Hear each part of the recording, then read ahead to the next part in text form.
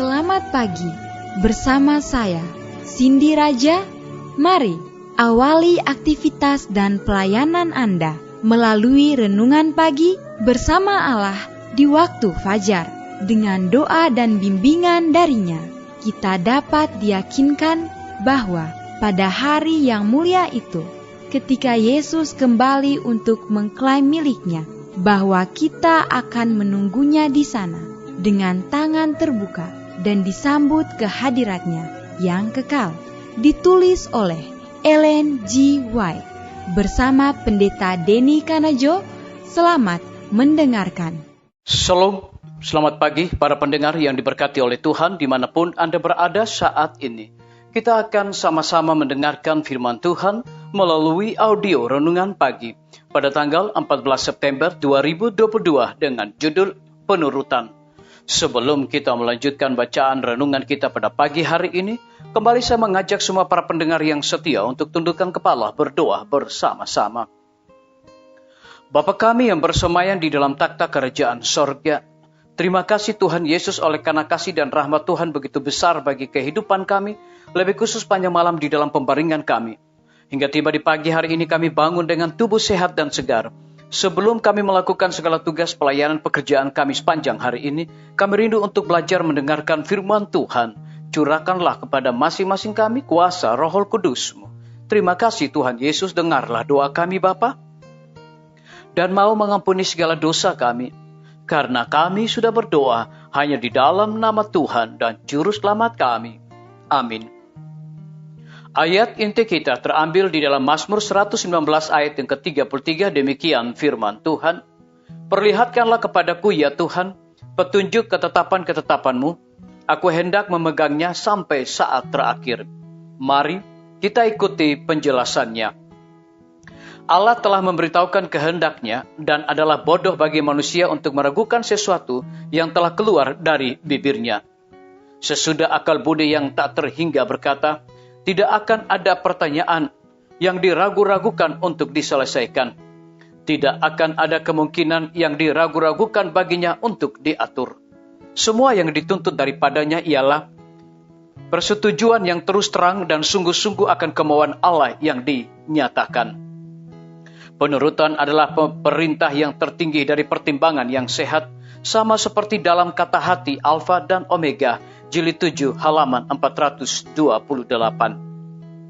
Di atas segalanya biarlah anak-anak diajar bahwa penghormatan yang benar ditunjukkan oleh penurutan. Allah tidak memerintahkan sesuatu yang tidak perlu dan tidak ada cara lain untuk menyatakan penghormatan yang begitu menyenangkan kepadanya daripada penurutan kepada apa yang telah Ia katakan. Disalin dari buku seri Membina Keluarga, Jilid 3 halaman 229.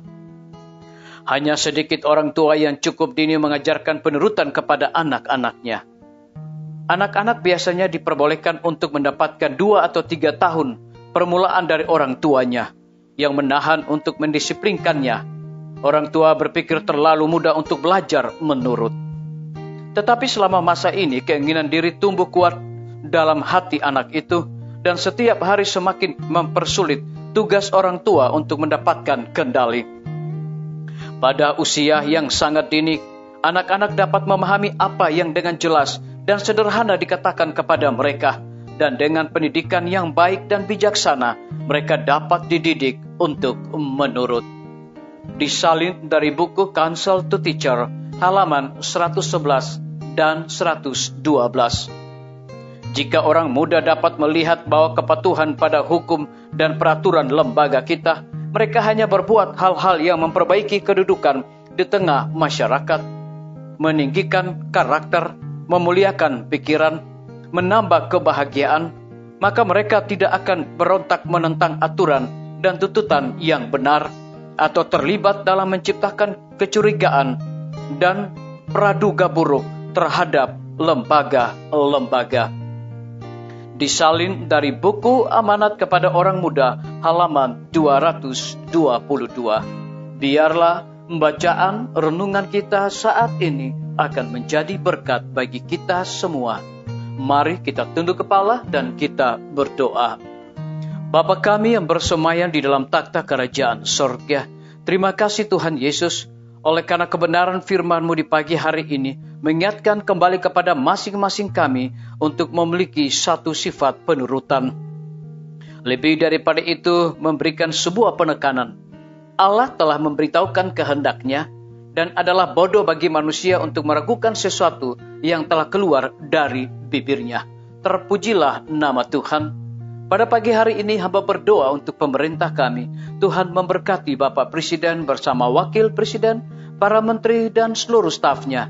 Bapak Gubernur bersama dengan wakil, Bapak Bupati bersama wakil, Bapak Wali Kota bersama wakil, camat dan seluruh stafnya, kepala desa, lurah, RT, RW, dimanapun mereka berada saat ini.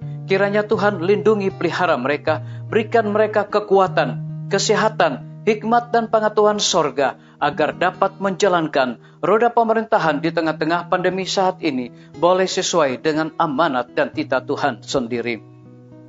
Kami juga berdoa untuk pimpinan-pimpinan organisasi gereja Tuhan, dari tingkat yang tertinggi sampai kepada gembala jemaat dimanapun mereka berada saat ini.